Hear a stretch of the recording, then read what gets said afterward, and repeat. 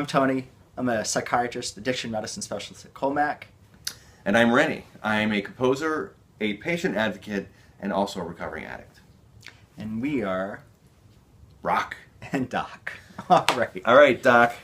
I think we have a question for you today. All right. You want to read this one? I think If you can. it's, Our assistant wrote. got a little presbyopia here for those who know what I'm talking about. All right.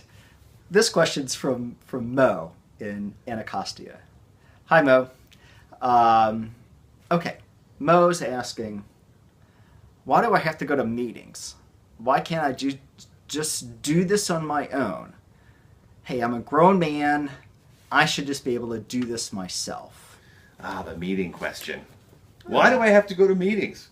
Why can't I just do this myself?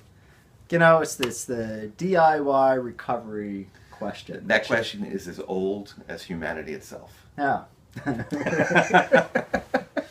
Well, you know what? Can I? Well, you say that, yeah, wine was one of the first chemical reactions. So, maybe it is as old as, it could be. Yeah, I think it's accurate. Yeah.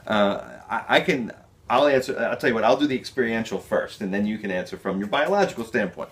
Okay. For me personally, if I could have stopped doing drugs on my own, I wouldn't be sitting here talking with you, and I would have never had gone to a program or had any help at all. I just would have said, you know what, I'm done with this, and walked away. Addiction is a lot more powerful than a person's willpower or desire to quit. It's a mental disorder or some type of condition that is, I can't will myself free of cancer. I can't will myself free of depression. This is something that we need help with. And once we stabilize in a recovery environment, we need to continue the thinking, the new thinking. I'll step into your lane a little bit. In that, in recovery, we write new synapses. We create new pathways of thinking. And the problem is the old ones don't leave. It's not like they get destroyed. They're always there. So if you're triggered, if you're in a post-acute withdrawal situation, your thinking will snap back to those old ways of thinking. Yeah. And that's why we can't do it on our own. Yeah, exactly. And you think about it, kind of the recovery over the centuries, really. It's it really has involved other people, and we're a social species. I mean, we're more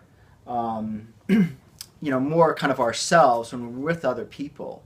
So trying to do things on one's own is really it's more kind of isolating, keeping secrets. There are many things we can't do on our own. Yeah. Trying to think about kind of the biologic or physiologic aspects for this that really,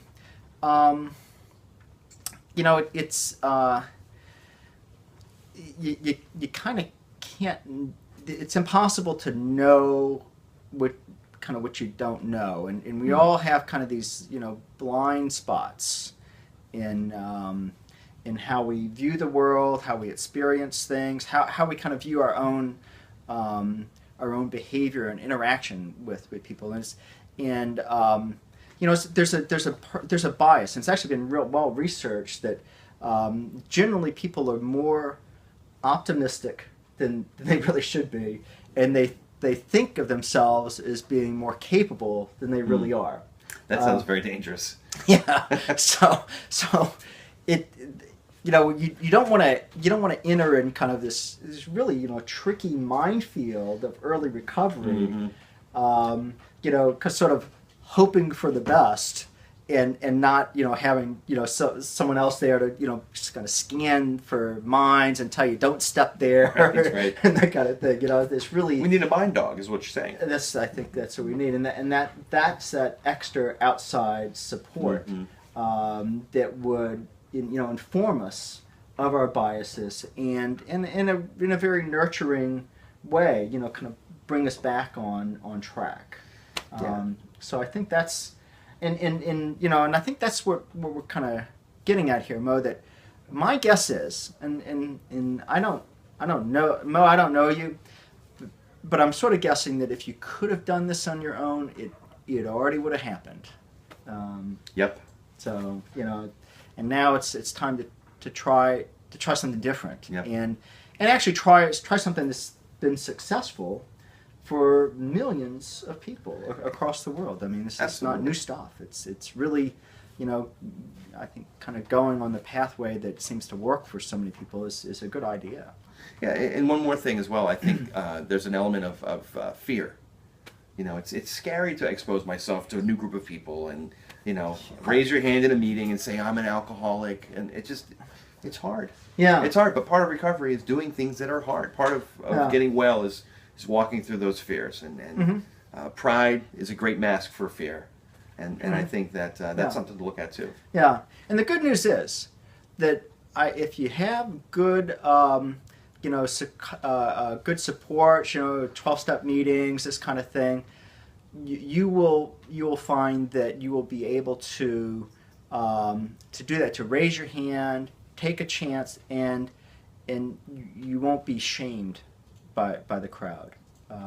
You'll in just the opposite. You'll find that people who've kind of gone through that same process will be there to welcome you. So Mo, I think that's something to look forward to. Absolutely. As opposed to, you know, kind of going back into what may be an old pattern for you of just kind of isolation and you know, kind of wishing for the best without really doing things differently. Now that sounds like some addict thinking.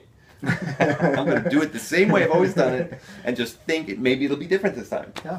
It never was for me. I can tell Yeah, you that. that doesn't seem to work that way. So No. Mo, hope you hear us on this Yes, one. absolutely.